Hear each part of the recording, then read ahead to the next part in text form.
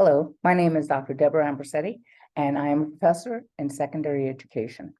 And today I'm going to talk to you about learning styles.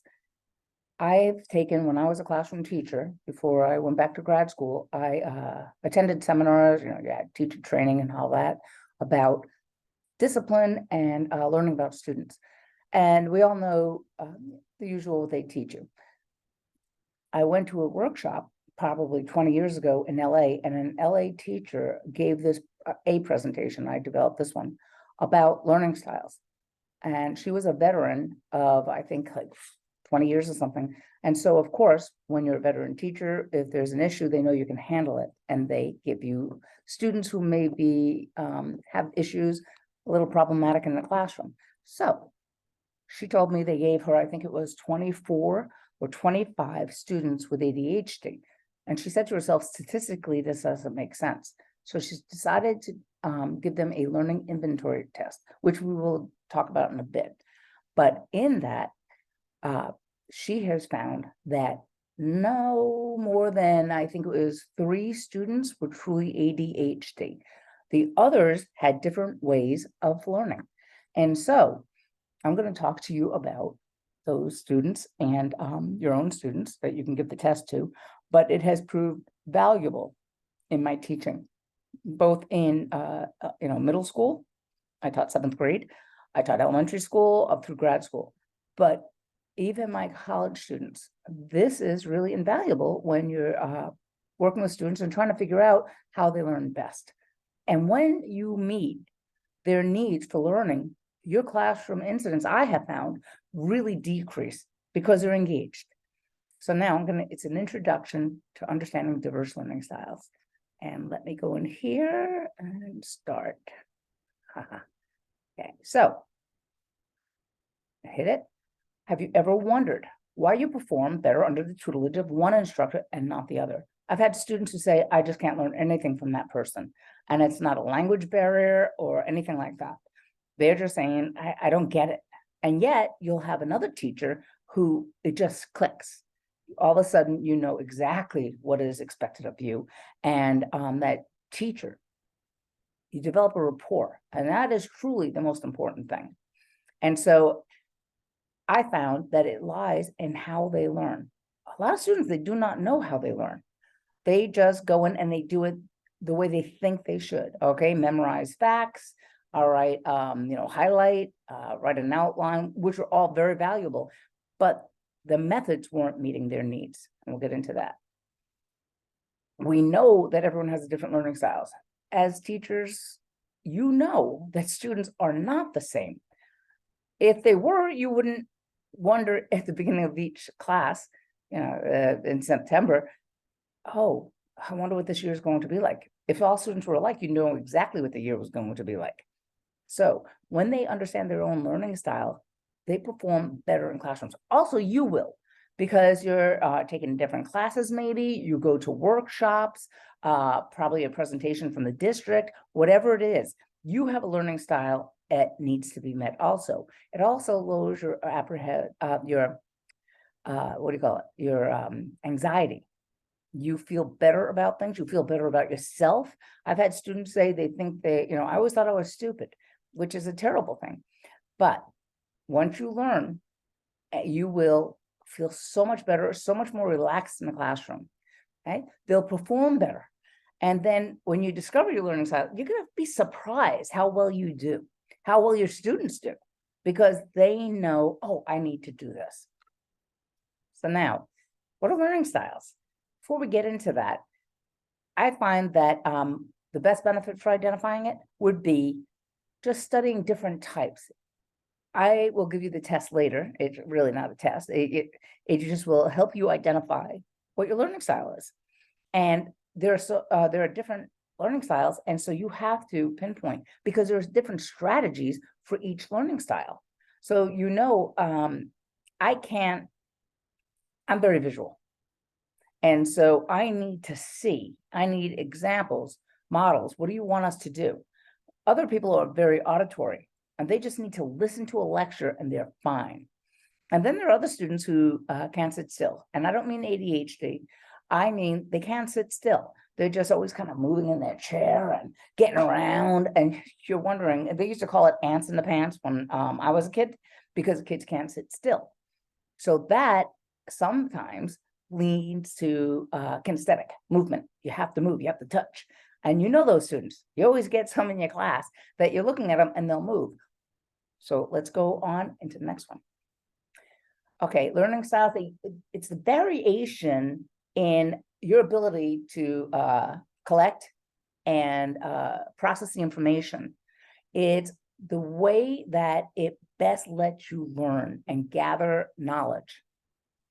This is very important for you and for your students. Once you recognize your own learning styles, you'll realize, and you may even be able to recognize students in class who need to look at their learning style, and you're like, okay, that student, I think they're very visual, because you can tell by their manner in class, the way they behave. Now, a lot of behavioral problems occur because students don't understand and they get frustrated, but sometimes they're embarrassed and they won't tell you. And we tend to teach, and we're breaking away from it, but we tend to teach alike. We're going to go into something that allows you to teach and meet the diverse needs of all your students. This is not more work. I want you to know that. This is not putting the work on the teacher. Once we go through the presentation, you'll see what I mean. But I'm not adding work to your day. Believe me, that's the last thing I know you need. So most experts believe there are 3 different types of learning styles. Now, I'm not talking about Gardner, and I think it's up to 8 or 9 different learning styles. I'm not talking about him. This is how you process information. So I'm going to talk to you about 3. An individual, now remember, there are 3 different learning styles. You will never be just one learning style, because if you did, how could you even perform in the world? Because if you only could do things visually, then you could never hear things and respond. So you have 3 strengths, and you'll see what I mean in a moment when we go deeper into it. Now, at a very young age, a lot of times you can see what kind of a student this is, and or your own child, and you know what doesn't work for you. A lot of times you know exactly what doesn't work for you. It's like, I can't do this. This doesn't work. But sometimes you think it's the material being taught. You say, oh, this is over my head. I can't understand it. So, and maybe it is, but I'm giving you another avenue to explore before you come to that conclusion. Let's go to the next one. Okay, once you identify how you learn, you'll be able to identify ways in which you can adapt your learning and process the information that better suits you, and as it says here, maximize your education. And that's very important, because nobody wants to waste time, and nobody wants a student to fail. You don't want that. You want to make sure that the students are getting what they need without, honestly, putting undue burden on the teachers. Okay, the learning styles, there are 3. There's visual. You see things and you can't unsee things. That's how I am. If a student is late to my class, it knocks me off my game. They'll walk in front of you, because students will come in and walk right in front of you, and all of a sudden I'm visual and I'm looking that way. The best part is I'll say to my students, what was I talking about? We don't know. Great. So you have visual, then you have kinesthetic. They learn by doing. They have to touch. That type of person will, you're adults. So if you walk through a store and let's say a clothing store, and you touch, oh, look at that blouse, and you touch it as you walk by, that's kinesthetic. You're feeling it. You're getting your information through touch or movement. And then auditory, you learn by hearing. I remember going, when I went to university, there were students who just had to sit back and listen, and they could recall the information. Those people learn auditory through their ears. They learn by listening. Now you see, most people are visual, and then you have 30% auditory, and then tactile is 5%. Now, I believe I'm visual, then tactile, and then auditory. Of course, you have the 3 strengths, or you wouldn't be able to survive unless you're hearing impaired or something like that.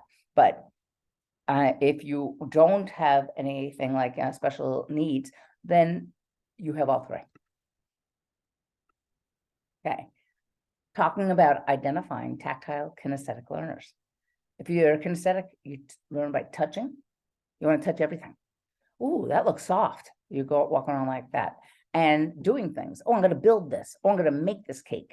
It's about getting involved with your body. You understand, remember things through physical movement.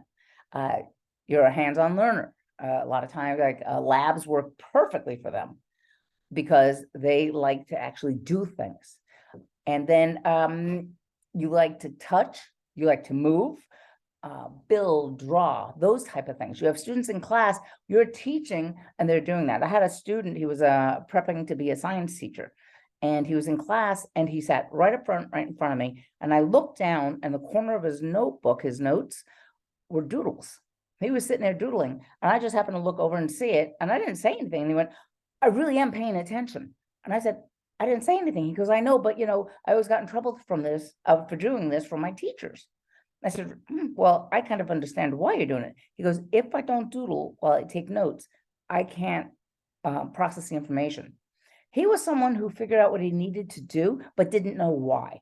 He just knew that he had to draw. And I've had students who say that they'll click their pen. Girls tend to just either play with their hands, they cross their legs, and that's also a part. They'll cross their legs, but they bounce their foot. Or a guy under the table, he looks like he's nervous and he's bouncing his legs. That's all kinesthetic. They are trying to contain the movement because, let's face it, schools don't really allow for it. They say sit in your seat. There was a boy, it was a book, it was called The Feminization of Males, and it was written about kindergarten males and how they go into schools and they're feminized because we say sit still, do this, which I think it goes more to the kinesthetic learner instead of generally gender. And then you want physical activity. And this is really interesting because I worked with, when I was teaching elementary school, I worked with two men. One was a math teacher, and the other one was the high school wood shop. And what he did is they would go out of the geometry class, and then they would go into the shop class. And in that class, the teacher would say, okay, you've been learning about angles. You've been learning about this. Now we're going to build sheds. And so they would build sheds and sell them.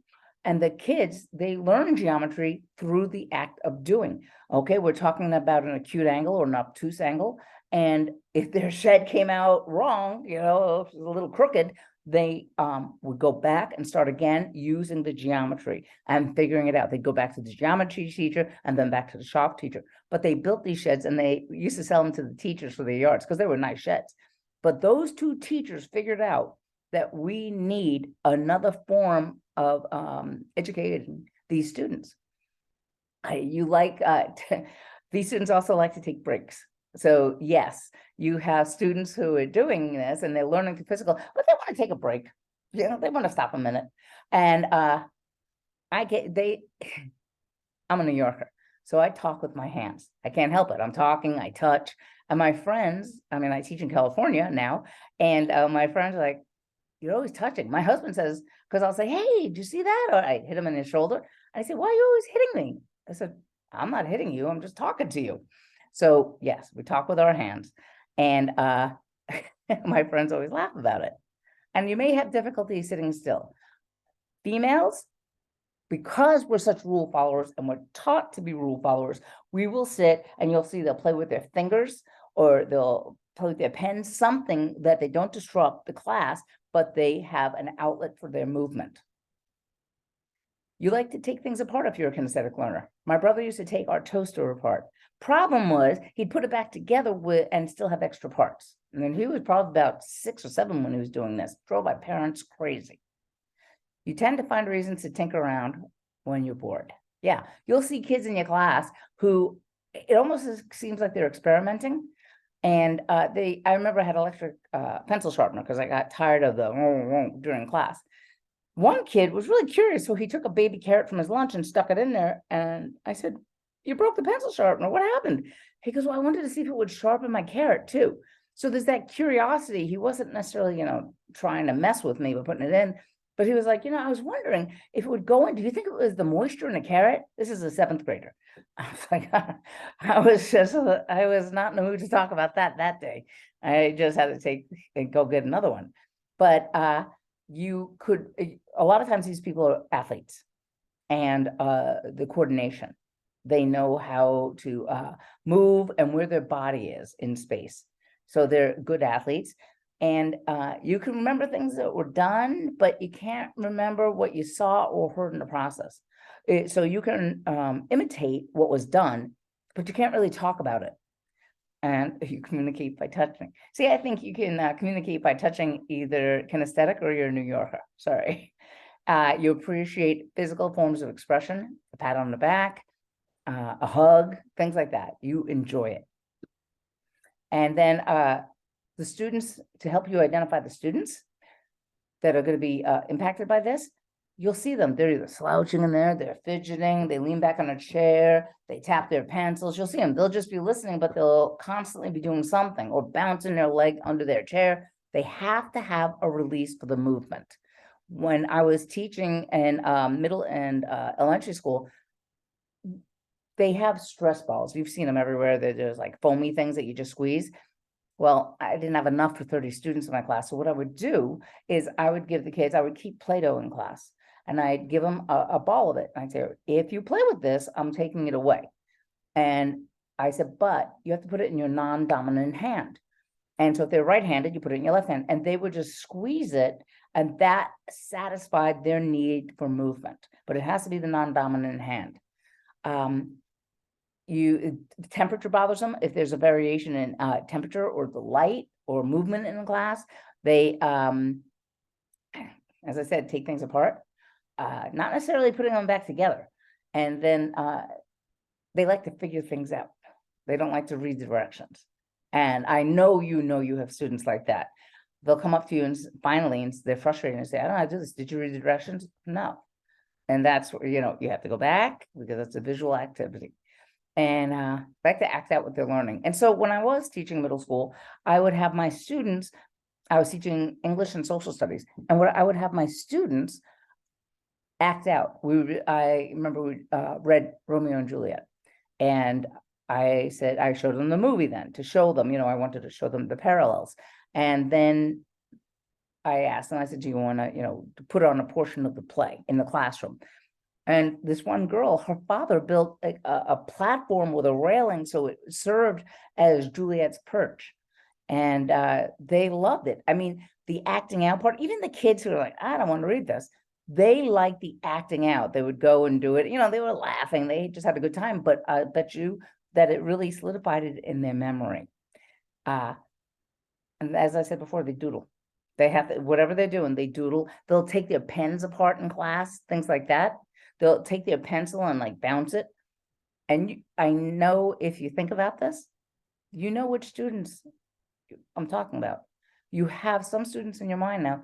Yeah, I've noticed. Or if you go back into class after you see this presentation, you can identify them. You're like, oh yeah, without the test yet. And then you can give them the test.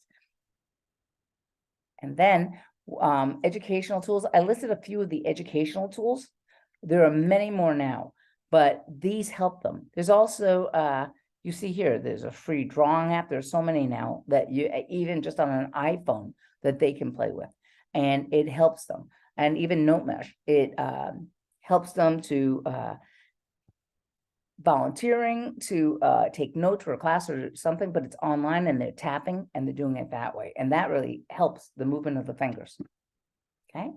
And here's some more flashcard exchange. I use this in my classes, a flashcard exchange. What I do is I say, okay, everybody make 5 flashcards about the first 6 chapters, because it'll be for the midterm. And I'll say, I will pick out 25 of those flashcards to use for the midterm. I will use your questions. And they really appreciated that. And, of course, I made sure that the cards related to class, because, sometimes you get stuff and you're like, what is this? But no, they always related to class, and they would bring them in, and they felt heard when you do something like that. And then you have Quizlet. I don't know if you've used this, but again, they create their own flashcards. But all of these you'll see, and I know you know of some others, but if you just Google it, they'll bring up the apps that are educational and free. Or sometimes your school will agree to get a subscription, pay for a subscription. Okay. This is what can help kinesthetic learners, because, okay, now you have identified them in class. These are my kinesthetic learners. But what do you do for them? So you can participate in activities that include touching, building, moving, drawing. I had a student who had been retained, and he was in my class, and I was a first-year teacher. And of course, you get these kids. And so I had these kids in class, and this boy, he was nobody understood him. They didn't ask a question. I always tell my student teachers, ask the second question, why? Why are you doing this? And so I had conversations with him, and turned out he was living with his grandmother, and she was dying of cancer. But nobody really knew that. And his teeth, his teeth were not taken care of. He had cavities in the front. And so with my principal, we arranged for him to get dental care. And it was just a really sad thing, but he ended up being the sweetest boy, very soft-spoken. Turned out he was an amazing artist. So we were studying, we were reading something about knights. I can't remember what it was. And KNIGHTS. And he was working with another student whose father was president of the board. And you know how great that is. They worked together on their own. They chose each other. And now we have one kid who's retained, and the other kid was a straight A student all through school. And they worked together on the writing of the information. But then the student, Billy, I gave him a huge piece of, like those giant memo things, and that stick to the wall so he could draw. He came back the next day. He drew a full knight in shining armor and identified each part of the armor. And it was beautiful. So, I mean, he was getting his information that way. And I was like, okay, this is how he learns. And from that, he tested out of remedial English, remedial reading, remedial math. Now, I don't take credit for that. What I say is, I finally figured out this is how he learns. And so I would just say, Billy, why don't you work with him, and then why don't you draw it and identify this and that for everybody? And he was absolutely thrilled to do it. He felt valued. And that's what this does. When you don't learn like everybody else, or you learn in a different manner, you think people don't understand, and they don't. But once you figure out that's what I have to do for that kid, it works.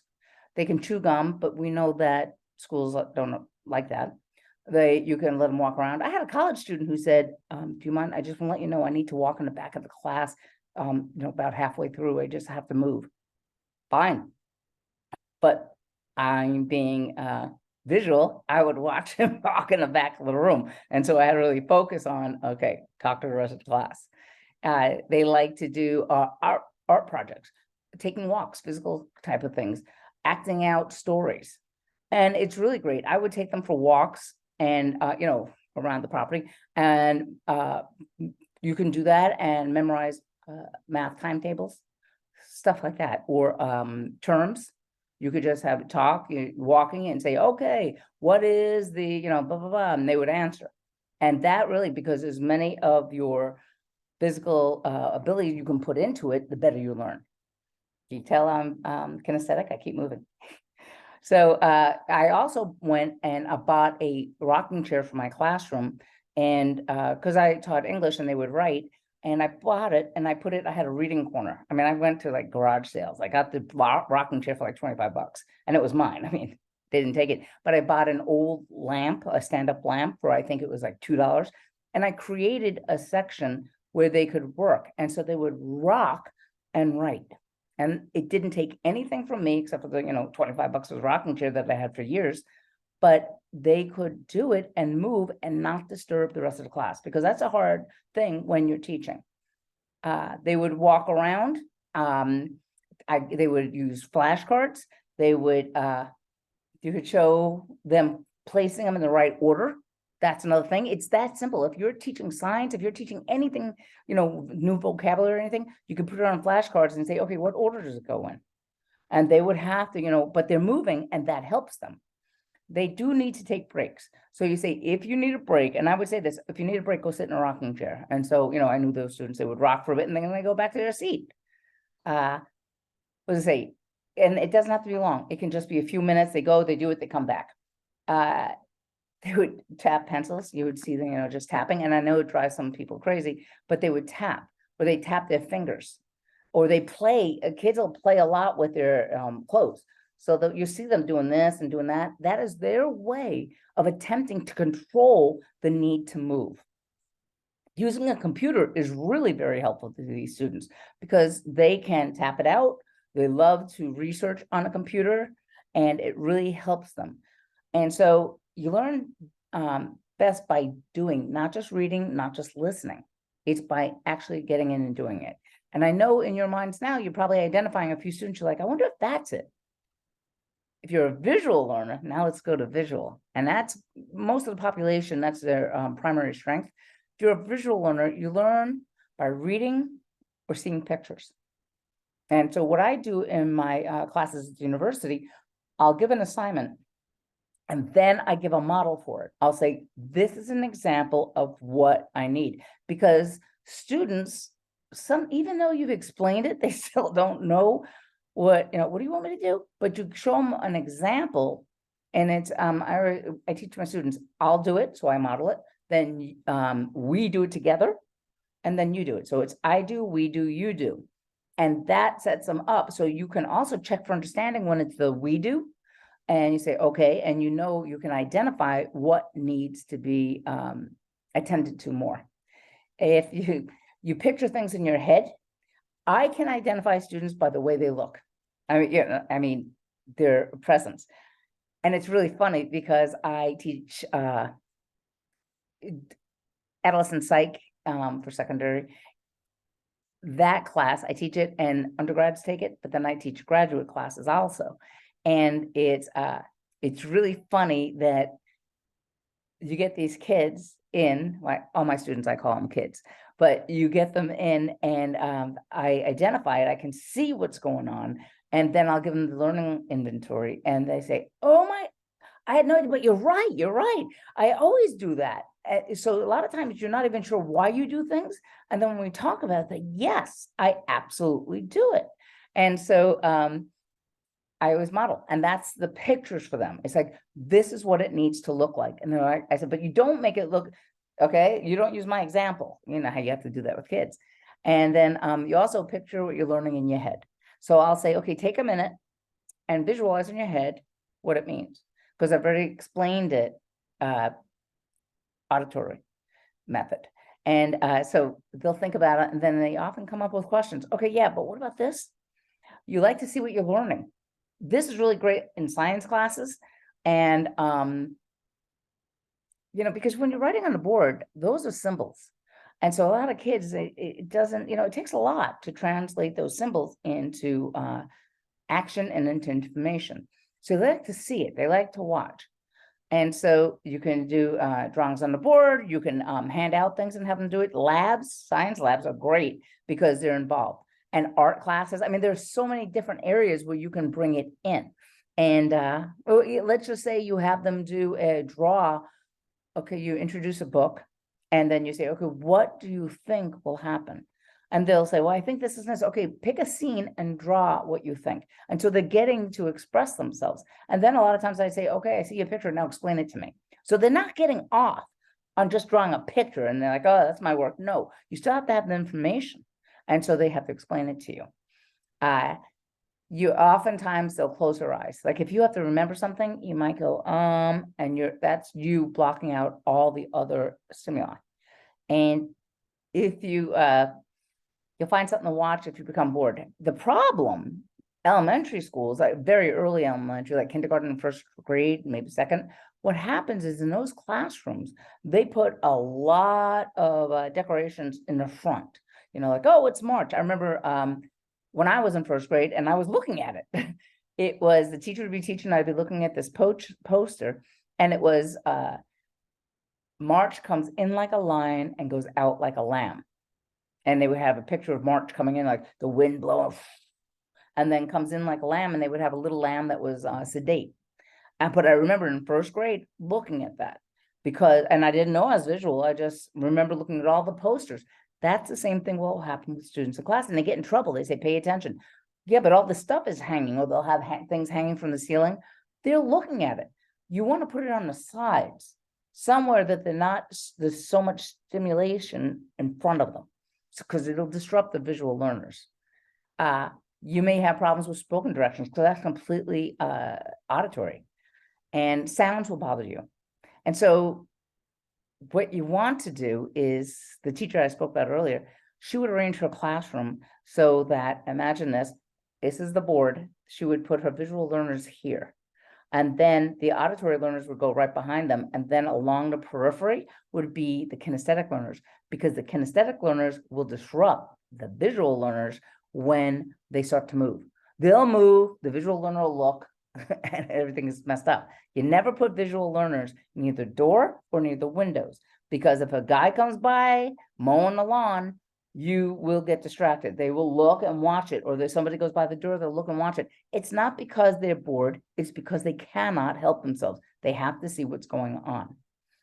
Okay.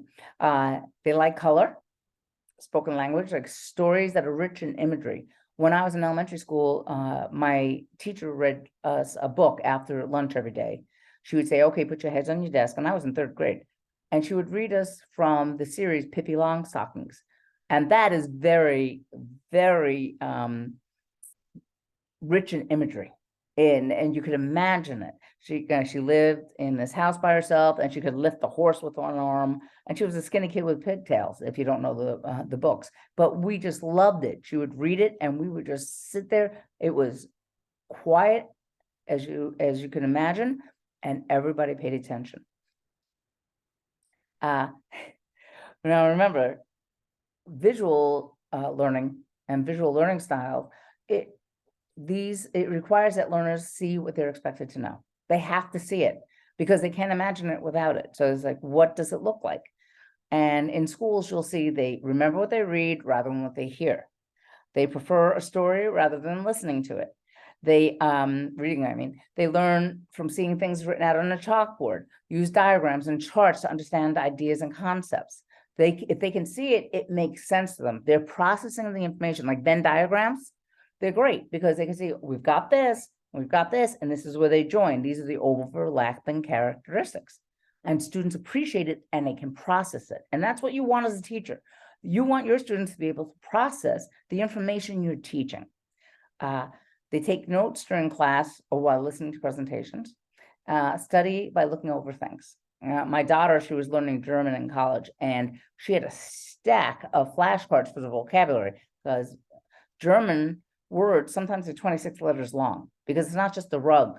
It's the rug in the living room in front of the fireplace. One word will explain that.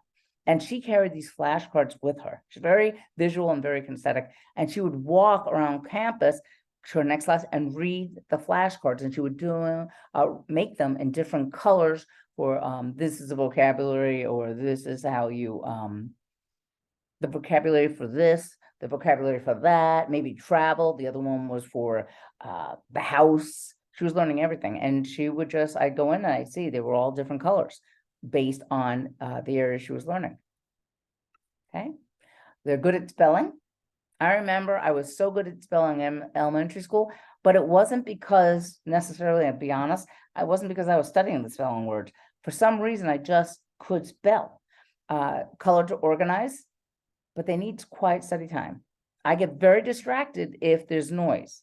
They like to work alone rather than in groups, and they may not understand when you give directions verbally. They may not get it, and they come up to you and say, I don't understand.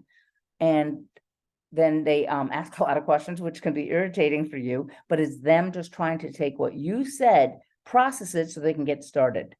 And they need to see the teacher. These are the kids, if they're placed in the back, you'll see them doing this, trying to see you. And so visual learners can't be in the back. They have to be able to see you. But we teach our student teachers to walk around the classroom, as I'm sure you do. You walk around, you give access to everybody, you make sure your lanes are clear. And this quiet study time, I was working with students from China. This is before COVID, obviously. And they weren't students, they were faculty members who taught English in China. Every semester, they sent me a group of 20, and I would run their research with them. And I remember they came in probably mid-semester, and they were, I said, what's going on? And these are grown people. They're professors. And I say, I'm trying to study, and she decides to do the wash at 9 o'clock at night. She goes, what do you want us to do? We're in class all day.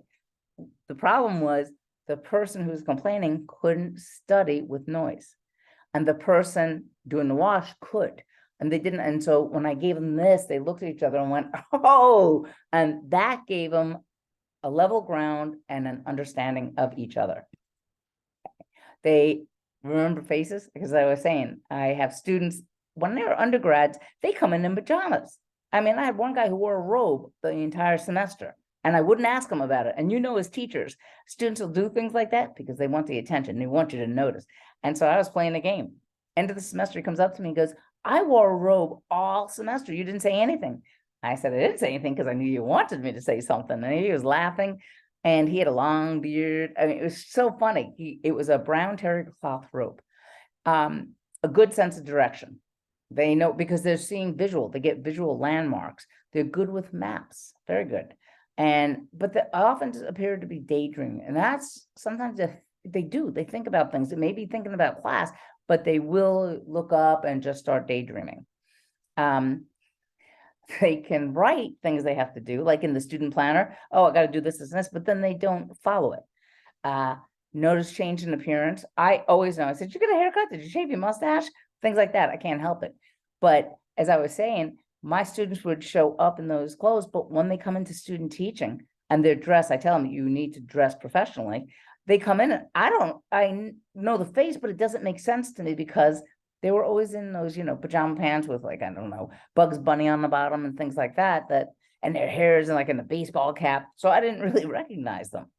They're quiet. Sometimes they're shy because they just watch everything. You'll notice a student in class who will just sit there very alert, but you'll see watching everything. They're very focused when they work. They have a good sense of fashion. You'll see their sense of fashion because like my one daughter, she used to wear, I remember I picked her up from school and she had 5 barrettes in her hair. And I just looked at her and I looked at the teacher who was a friend of mine. And she said, she showed up this way. Well, my husband brought her to school and let her wear she wanted. Another time she went to school with one glove. I don't know if she thought she was Michael Jackson, but she had a great sense of her own fashion. Another time I picked her up and she had her knee socks under her leggings. She had the knee socks pulled up over the leggings. And so now it became a joke between the teacher and me. Well, she knew that I didn't drop her off like this. And she would just do, she thought she looked great. Fine, you're doing well in school? I don't care. And they're usually tidy and organized. My kids, they used to love going to Office Max and Staples, which I don't understand, but they would say, oh, we can get dividers. And this is when they were in elementary school. So it used to give me a real big kick, but they're still like that. And then they need to sit near the front of the room. This is how you can help them. They have to have their eyesight checked. And you notice the kids who read, well, I don't know if you can see it, their face will be right up against the paper. And they're really checking things out.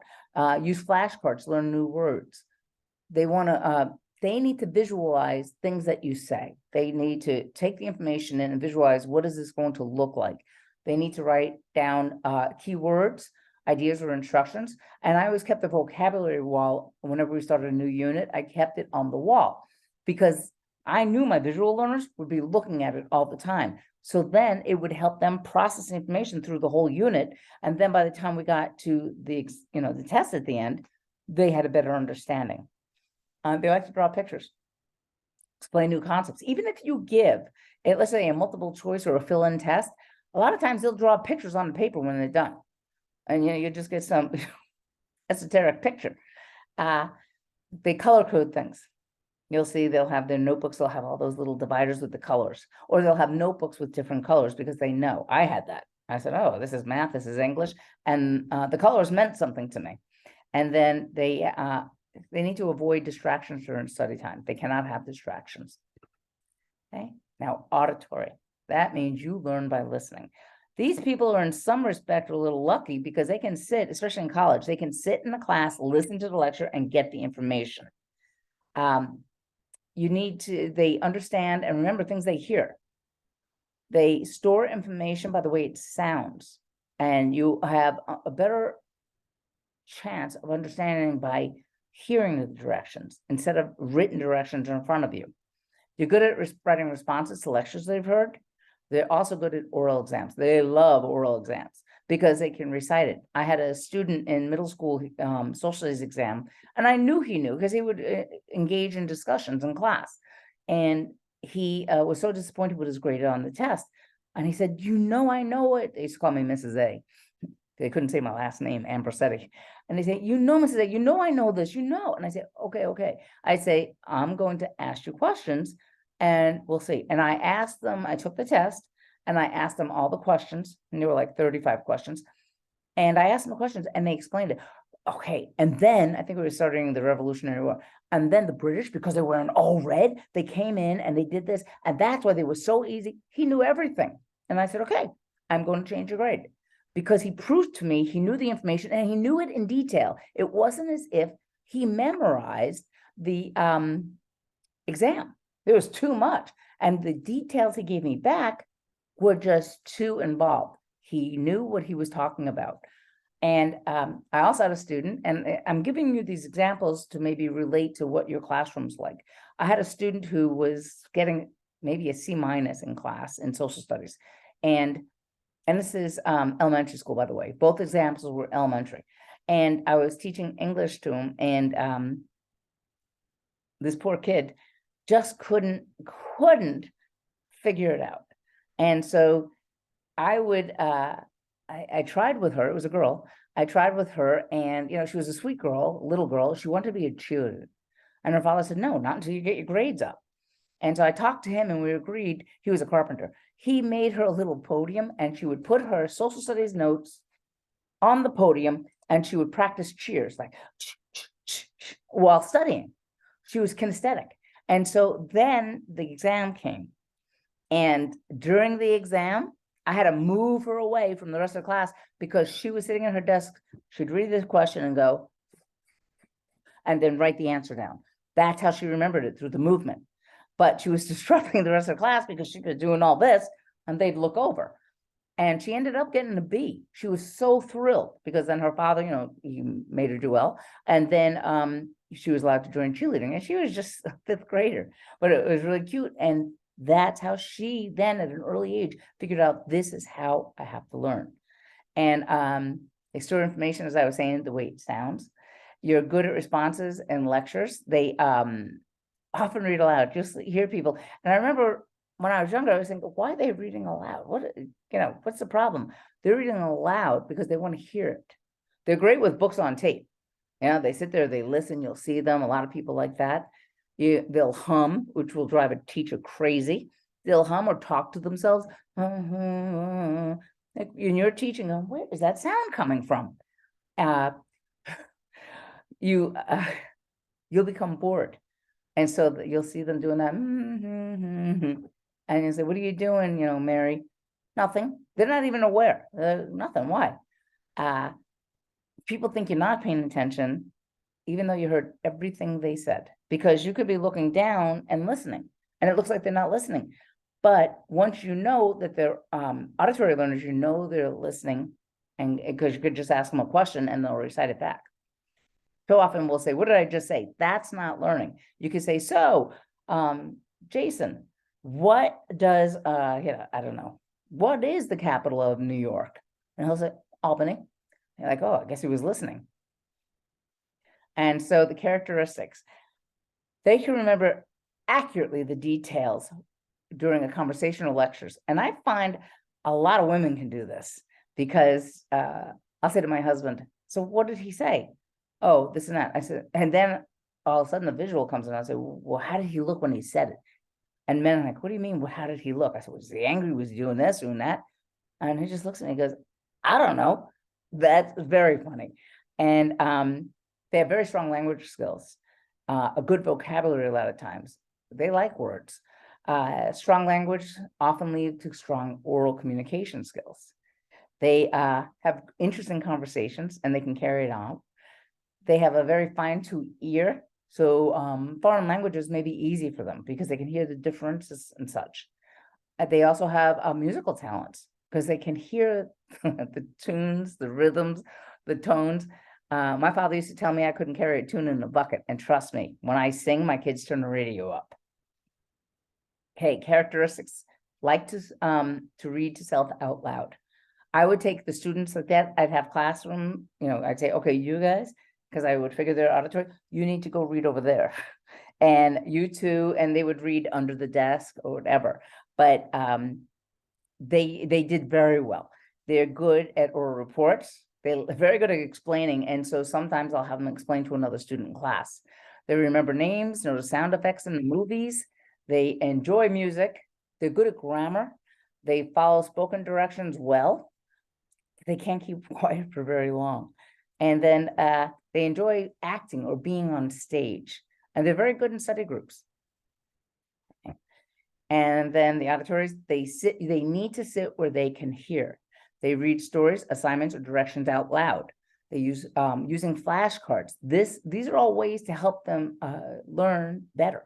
They study new material, they'll read it out loud. And you'll hear them, you'll give out directions, all of a sudden you're like, you need to do part A and then B, and don't move on to C until and you hear this, like, what is going on? And a lot of times these students get in trouble for being loud. Remember, they need to hear things, not just see things. Okay. Now, the learning inventory is, I'll show you the next. And what you do is you answer to the best of your knowledge. Be honest, because this is just for you. I'm not going to see your answers, but be honest to yourself. Say, do I do that? Or ask someone like your significant other or your children. They're like, oh yeah, mom, you do that all the time. My kids are famous for telling me things like that. Okay, here we go. So 3 is when it happens often, 2 sometimes, and 1 almost never. So now, here is visual. Take a moment and read these examples. I mean questions. Statements.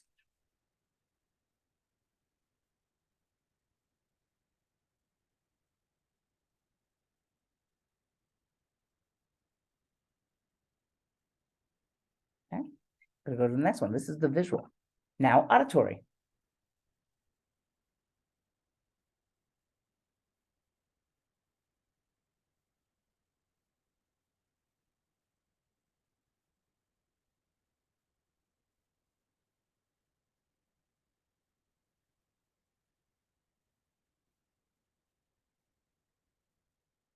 And now kinesthetic.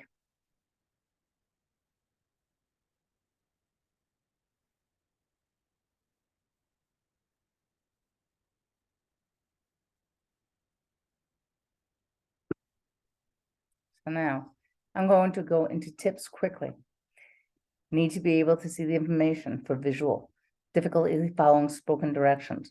Strong sense of color. Maybe easily distracted by sound. Trouble following lectures. Misunderstands or misinterprets spoken material. Tends to think in images or pictures. Artistic talent in the visual arts. Often have vivid imaginations. Need something to watch, so they may tend to stare. Often quiet, not lengthy talkers.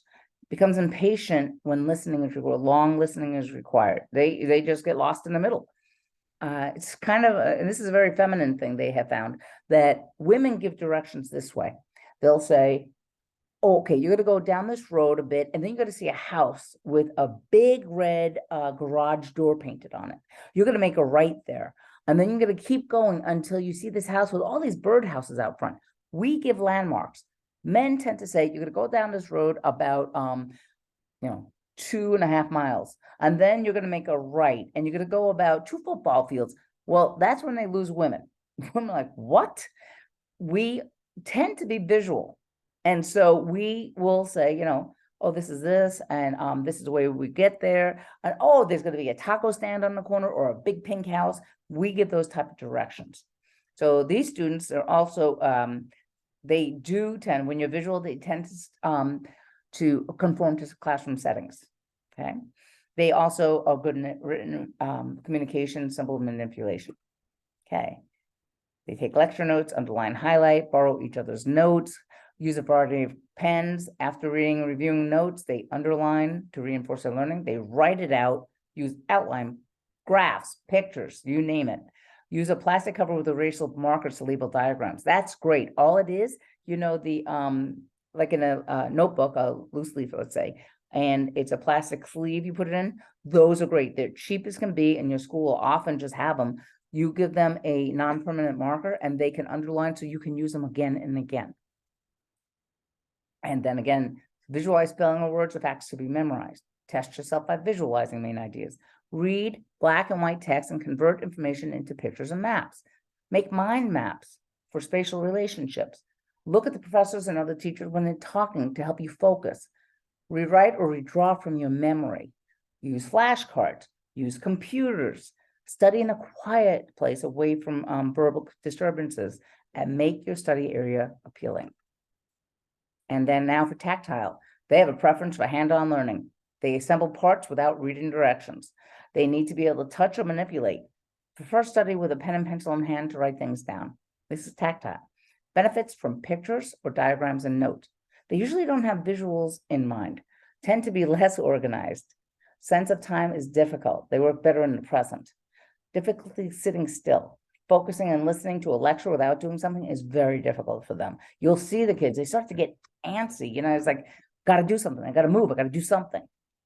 And then they take notes. They like to draw on the board. They like to do artwork.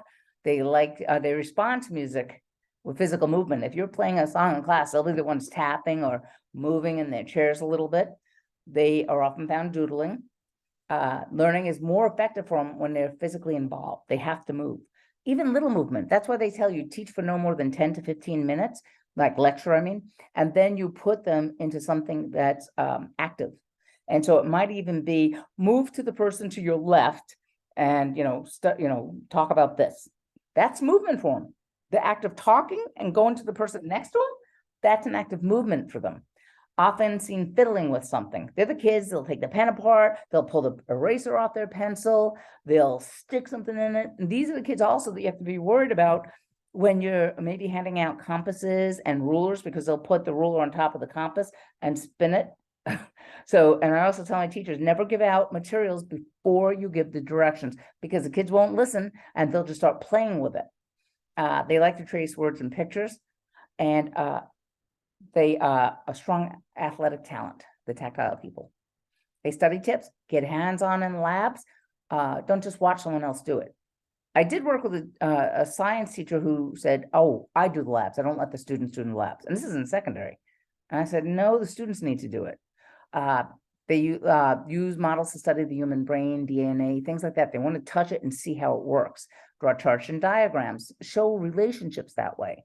Skim through the reading to get an idea of what the material is about before they get into detail. Use a finger bookmark while reading. Write, copy, underline, highlight with bright colors. Use the computer to edit and rewrite notes. And take frequent study breaks. They want to write everything out. Move around to learn new things. And I use it a lot to help study for exams. I'd say, okay, we're going to just walk. And I would even do it in my classroom. Okay, we're going to just walk around, or turn to the person next to you. Even if it's something like that, turn to the left, tell them something. Turn to the right, tell them something. That movement really helps them. I let my students work in the standing. I had a table in the back. Okay, you can stand back there and do it. They want to study or brainstorm while walking. Study with a friend or a group. Use non-distract, like temple passes, foot chewing gum, holding something that helps them focus, and it's non-distracting. Chew a different flavor of gum when you're studying different material. Try listening to non-distractive music. Musical rhythm for memorizing patterns, like my cheerleader, she was learning through a pattern. Rewrite information to be remembered and act things out. Excellent listeners prefer to get information by listening. Written directions are difficult, prefers listening to reading and writing. Can reproduce symbols, letters, words by hearing them. They like plays and dialogues. They like music. They can learn concepts by listening to tapes, often hum or talk to themselves. And so these are the type of things that will help you. Now, as I went through the auditory learners, repeat for full directions, learning phonics is helpful for reading for them. Take notes or relies on printed notes. Written information may have little meaning unless read aloud. Solves problems by talking about them. Good at telling jokes and stories. And you know you have a student who loves to come up to you and tell you stories while you're trying to get class in order. Like class discussions, will be easily distracted by noise. Filters information through listening and repeating aloud. And then here, I gave you some ideas for study tips. This is for auditory. And I'm going to stop here. Let me go back. Going to stop here because we're just about out of time. But I wanted to introduce this to you, and I hope this helps you. Now you can reread this, play it again when you want, and take that learning inventory and learn that way. And you can take it and you can even, I think you can print it out from there, but you can take that inventory or you can find it online and give it to your students. And that really helps them. Once they know, oh, I'm not stupid. I've had students say to me, I thought I was stupid. I mean, and that's a terrible thing. I mean, this is when I was in elementary school. If they get despondent in elementary school, they shut down and it's harder for you. But as you see, you can be teaching a book, you know, a novel you're reading. And so, you know, you always have to teach novels in later elementary school. And I would teach novels, but you can just say, all right, you're going to talk to Mary about this. You are going to talk to Jose about this. You go to Carlos and you go to Maria and you're talking about it, but it's just turn to the person. They don't have to get up and jump around. But these give you some examples of how they can then study and how you can help them in the classroom. I hope you enjoyed this. This is a really meaningful topic for me. And my students, my college students, love it. And my graduate students, because they say, this really helped me. I was having so much trouble. And for a closing story, one of my students in my adolescent psych class was, I taught this and told them all about it. And she came in and she said to me, oh my God, you're a genius. I said, this is not my thing. I didn't create this. And she said, my boyfriend and I study, but our desks face each other. And he's constantly moving and it drives me crazy. And he's getting like a C something in this class or a D. And it's driving her nuts. So she went out and she bought him, you know, the stress ball. And that really helped from all the movement because she was visual and it was distracting her to crazy. And he started doing that and it just kind of calmed him down and he was able to process information better. And he ended up doing well in the next exam. I think he got like a B+ or something. So I hope this helps you and I hope it helps your students. It's not more work on you, but it will help ease some of this tension in your class. Anyway, I hope you enjoyed it and it's been a pleasure.